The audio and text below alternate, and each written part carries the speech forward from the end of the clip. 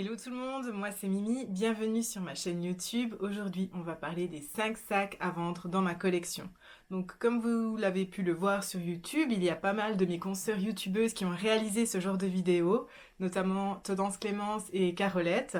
Et je me suis dit bah tiens, pourquoi pas moi aussi me lancer, essayer de choisir 5 sacs à vendre si j'avais besoin d'argent ou si j'avais besoin de diminuer ma collection.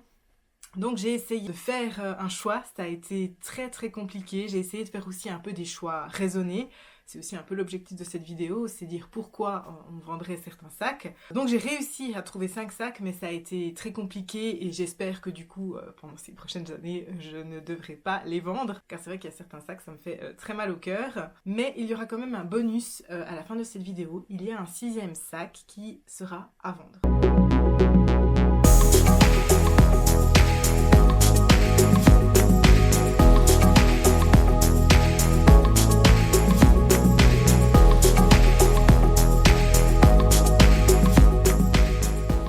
Si je devais diminuer ma collection, le premier sac que je vendrais, ça serait le sac Sunset de chez Saint Laurent. Alors pourquoi je vendrais ce sac? Eh bien c'est vrai que depuis que mon chéri m'a offert la pochette, qui est aussi en métal noir, c'est vrai que je porte énormément la pochette et je porte un peu moins ce sac là qui est quand même un peu plus large, donc un peu plus encombrant, un peu plus lourd aussi parce qu'il est tout en cuir. Donc c'est vrai que si je devais diminuer ma collection, et je pense que je commencerais par ce sac-là, mais ce sac je l'utilise encore, hein, il reste pas au fond de mon armoire c'est sûr, mais c'est vrai que ça fait un peu un doublon finalement avec ce sac-là, car moi je suis quelqu'un de plutôt minimaliste, je prends très peu d'affaires avec moi, j'ai un sac cabas pour aller au travail, donc mes sacs c'est plutôt pour le shopping, pour sortir le soir, pour les vacances. Et c'est vrai que le point négatif de ce sac, comme je vous l'ai dit, c'est qu'il est vraiment lourd, vu qu'il est tout en cuir et la bandoulière n'est pas ajustable. Donc ce sac on peut le porter soit en crossbody, mais l'hiver c'est tout de suite un peu serré, avec un gros manteau, ou alors à l'été. Je l'utilise du coup un peu moins depuis que j'ai mon sac enveloppe tout en noir. Donc ça serait l'un des premiers sacs que je mettrais en vente si je devais diminuer ma collection. Le deuxième sac qui serait à vendre, c'est aussi un sac Saint Laurent. Alors sachez que j'ai pas mal de sacs Saint Laurent, j'en ai 4. C'est la marque la plus représentée en fait dans mon dressing. Donc c'est pourquoi il y en a 2 en fait dans cette vidéo. Donc le deuxième sac que je vendrai, il s'agit en fait du sac Saint Laurent sac de jour. Là aussi, c'est un sac qui est très imposant, qui est très grand, et moi je suis plutôt quelqu'un qui porte en fait des petits sacs. Donc avec mon sac cabas, ce sac-là, c'est les 2 seuls sacs enfin les 2 grands sacs que j'ai. Et c'est vrai que c'est pas des sacs que j'utilise énormément. Ce sac, je le sors peut-être 1 fois, 2 fois par année. Après, c'est vrai que c'est toujours pratique d'avoir un grand sac. Quand j'ai besoin de mettre énormément de choses, eh bien je sais que j'ai ce sac-là. Mais si je le vends, ça sera pas un manque. Parce que comme je vous ai dit, j'ai toujours mon sac cabas, qui est un peu mon sac fourre-tout. Donc finalement, je pense que je pourrais m'en séparer sans me dire, bah tiens, il te manque vraiment un grand sac dans ta collection. Ce qui est un peu inconvénient avec ce sac-là, c'est qu'il ne se ferme pas, hein, donc il est tout le temps ouvert, mais vous avez quand même une poche à l'intérieur. Et un autre point négatif, c'est vraiment le fait qu'il soit cuir souple. Donc du coup, ça veut dire qu'il s'affaisse tout de suite. Moi, dans mon dressing, comme vous avez vu, j'ai mis du coup du rembourrage à l'intérieur. Mais c'est vrai que c'est pas évident hein, pour faire en sorte qu'il garde sa forme. C'est vrai que sur le coup, avec les années, je me suis dit, bah tiens, peut-être que j'aurais dû acheter la version rigide et la version mini, pas la version small. Donc là, on est sur la version small. Je pense que j'aurais plus profité du coup de la version mini que de cette version-là. Je suis quand même contente d'avoir un grand sac, hein, ça c'est sûr. Mais je me dis, au jour d'aujourd'hui, avec mon travail et les sorties que je fais, c'est pas un sac qui me convient à 100%, donc je n'aurai pas de mal du coup à m'en séparer. Le troisième sac à vendre, il s'agit d'un sac de chez Louis Vuitton et il s'agit du sac Alma Baby. Alors pourquoi j'ai choisi ce sac? Parce que je pense qu'en le vendant, j'arriverai plus ou moins à récupérer mon argent avec les différentes hausses de prix. Aujourd'hui, ce sac est à vendre à 1 500 € je crois. Moi à l'époque, je l'avais acheté 1 010 €. Donc il a pris, je l'ai acheté en 2020. En 3 ans, hein, il a pris quasiment 500 €. Voilà pourquoi je le vendrai. Et c'est vrai que vous avez peut-être déjà vu dans une autre de mes vidéos, j'hésitais beaucoup avec le cuir épi, le Alma Bébé en cuir épi. Des fois, je me dis, bah tiens, pourquoi pas essayer de le revendre et d'acheter le cuir épi. Mais après, je me dis, non, mais j'aime beaucoup aussi cette couleur, c'est que c'est une couleur qui va avec tout. Mais voilà, si je devais faire de la place dans mon dressing ou tout simplement récupérer de l'argent, eh bien je pense que je vendrais ce sac-là parce que justement je sais que je pourrais récupérer mon argent et c'est vrai que parfois je me dis que je pourrais le remplacer par un autre, par un cuir épi. Je le porte quand même assez souvent, c'est vrai que c'est une couleur, le damier ébène, qui va avec tout. Donc pour ça c'est vraiment top. Mais voilà, j'ai toujours l'ambition d'acheter chez Louis Vuitton un cuir épi et je sais pas vers quel modèle me rediriger. Donc si jamais vous avez des suggestions de sacs Louis Vuitton en cuir épi, des modèles que vous adorez, eh bien n'hésitez pas à m'en faire part. C'est vrai que depuis un moment je regarde pas mal les sacs chez Louis Vuitton en cuir épi et j'ai pas encore eu le coup de cœur pour un sac. À part le Alma Bébé, mais je ne me vois pas acheter un autre Alma Bébé vu que j'ai déjà celui-là. Si je devais vendre un sac, eh bien je le vendrais pour pouvoir peut-être plus tard m'acheter le cuir épi, le sac Alma Bébé en cuir épi.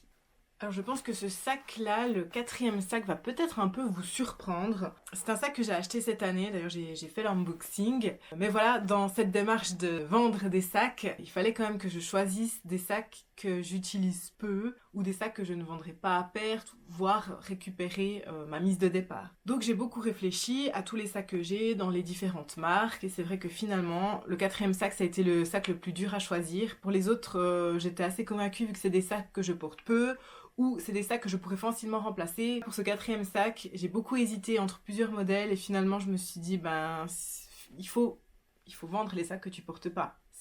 C'est un peu l'idée de cette vidéo. Eh bien, il s'agit du sac Chanel Timeless de taille médium, la taille moyenne. Ce sac, du coup, je l'ai acheté cette année. J'ai fait l'unboxing. Il a été fabriqué à la même année que ma date de naissance, en 89. Donc c'est vrai qu'il a un peu aussi il y a un côté émotionnel avec ce sac. Mais c'est vrai que du coup, je le porte quand même assez peu. Je le porte plutôt si on va au resto, mais c'est pas un sac que je porte la journée. C'est pas un sac avec lequel je vais travailler.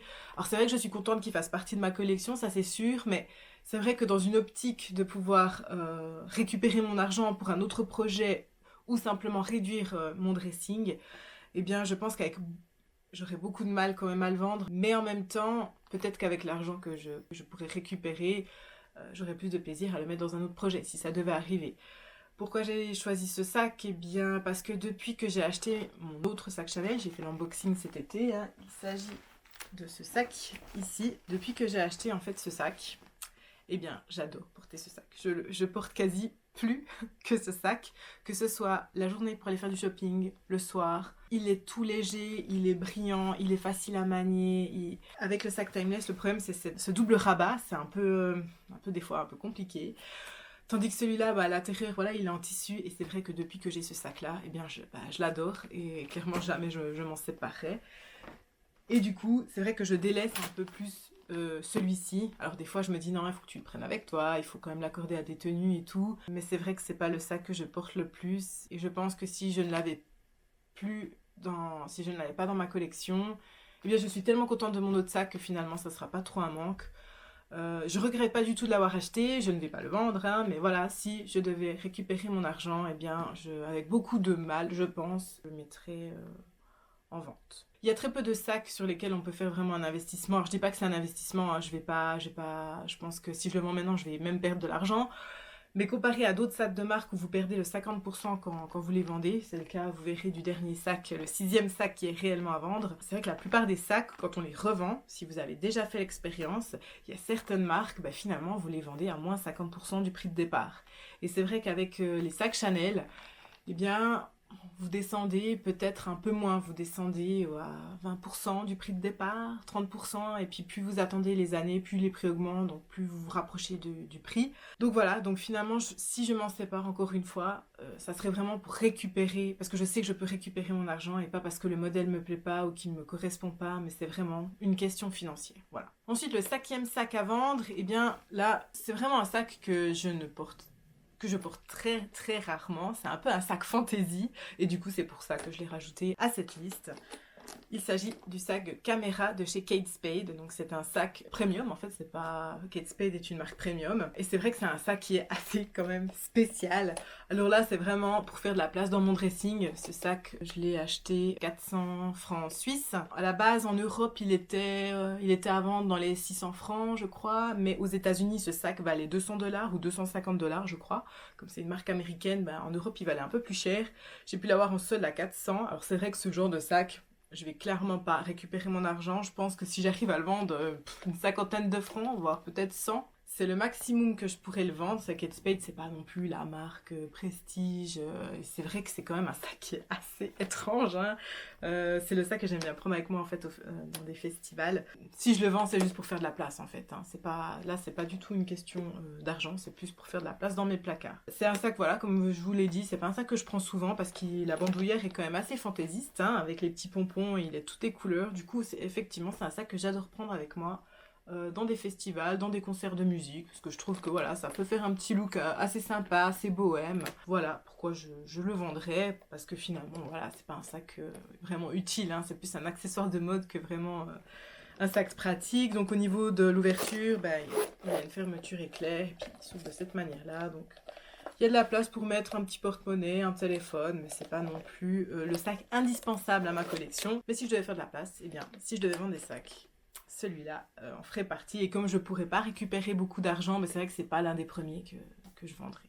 Alors voilà, on va passer à la partie bonus de cette vidéo. Donc il y a vraiment un sac dans ma collection qui est à vendre en ce moment. C'est un sac aussi, j'ai eu beaucoup de peine à me dire mais il faut que tu le vendes. Parce que finalement je l'utilise plus du tout. Mais vraiment, vraiment plus du tout. Et j'arrive pas à voir à quelle occasion je pourrais l'utiliser. C'est vrai que les autres sacs que je vous ai montrés, je les ai quand même portés dans l'année. Mais celui-ci, ça fait un petit moment, en fait, ça fait depuis que j'ai changé de job, ça fait 3 ans que je ne le porte plus. J'adore ce sac, ça me fait mal au cœur de le vendre, mais voilà, de voir un sac dans mon armoire qui prend la poussière, ça me fait aussi mal au cœur finalement. Je me dis qu'il y a peut-être quelqu'un qui pourrait en profiter davantage. Donc il s'agit du sac Givenchy Antigona de taille small. J'avais acheté ce sac surtout pour aller travailler avec, pour le prendre comme sac de travail. Et c'est vrai que maintenant que j'ai changé de job, eh bien je préfère utiliser mon sac cabas parce que mon ordinateur entre, alors que là un ordinateur n'entre pas. Peut-être une tablette, mais un ordinateur c'est sûr que non. Et moi j'ai besoin de travailler avec un ordi portable. Et dans mon ancien job, j'avais un ordinateur fixe, donc j'avais pas besoin de prendre mon ordinateur avec moi. Il allait super bien parce qu'on pouvait mettre un tube à l'intérieur, on pouvait une bouteille d'eau, etc. Donc je trouve que pour aller bosser, c'est le sac idéal. Mais voilà, aujourd'hui, il correspond plus du tout à mes besoins. Et c'est vrai que c'est pas le sac que j'aime prendre avec moi pour aller au restaurant parce qu'il est quand même assez encombrant. C'est pas le sac que j'aime prendre pour voyager ni pour aller faire du shopping parce que on peut pas le porter en bandoulière, seulement à portée-épaule. Donc finalement, j'arrive pas à trouver une occasion à le porter malgré que je l'adore. Donc du coup j'ai décidé de m'en séparer. Donc si ce sac vous intéresse, si vous pensez à l'acheter, bien n'hésitez pas à me contacter en commentaire ou sur Instagram pour qu'on puisse échanger. Ce sac à la base je l'avais payé 1400 francs suisses et aujourd'hui il est en vente à 800 francs suisses. Donc voilà, typiquement ça c'est le genre de sac où c'est pas du tout un investissement et je l'ai pas acheté pour le revendre, mais voilà, comme j'ai changé de rythme de vie, eh bien le garder finalement ça sert pas non plus à grand chose. Donc je préfère voilà, m'en séparer et le confier à l'une d'entre vous peut-être qui saura bien s'en occuper. Donc voilà, si ce sac vous intéresse, eh bien n'hésitez pas à me contacter sur Instagram ou sur YouTube. Donc voilà, j'espère que cette vidéo vous a plu, que vous avez pu un peu vous divertir. Je me réjouis de vous retrouver prochainement pour une nouvelle vidéo. Je vous souhaite une belle semaine, un bon week-end et à tout bientôt. Bye!